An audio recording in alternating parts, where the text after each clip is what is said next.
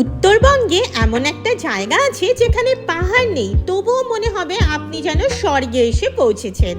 আর ভিডিওর শেষে বলবো এই অসাধারণ জায়গাটার নাম কি। ভাবুন তো, চারদিকে শুধু বিশাল জলরাশি, সবুজে ঘেরা জলভূমি, আকাশ জুড়ে উঠছে শত শত পরিযায়ী পাখি, আর সামনে সানসেটের সোনালি আলো। শিলিগুড়ি থেকে মাত্র 20 থেকে 25 কিলোমিটার দূরে, আর কলকাতা থেকে প্রায় 600 কিলোমিটার পথ পেরিয়ে পৌঁছে যাবেন এই লুকিয়ে থাকা জায়গায়।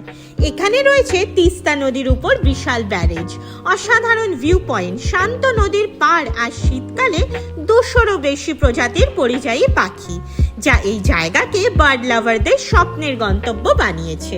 আর সবচেয়ে দারুণ অভিজ্ঞতা কি বলুন তো, নৌকো করে জলভূমির ভেতর দিয়ে পাখি দেখতে দেখতে ঘুরে বেড়ানো। বোটিং এর খরচ সাধারণত 300 থেকে 800 টাকা, নৌকোর ধরন আর সময়ের উপরও নির্ভর করে কিছুটা। এই জায়গাটার সৌন্দর্য ভিডিওতে পুরোটা ধরা যায় না, নিজে চোখে দেখলে তবেই বুঝবেন কেন সবাই এখানে বারবার ফিরে আসে। জায়গাটার নাম গজলডোবা, যার আসল সৌন্দর্য ক্যামেরায় নয়, নিজের চোখে দেখলে তবেই বোঝা যায়। তাই উত্তরবঙ্গে গেলে এই জায়গাটা একদম মিস করবেন না। থাকার জন্য রয়েছে বেশ কিছু ভালো হোটেল আর হোমস্টে, যেখানে 1500 টাকা থেকে 4000 টাকার মধ্যে ভালো রুম পেয়ে যাবেন।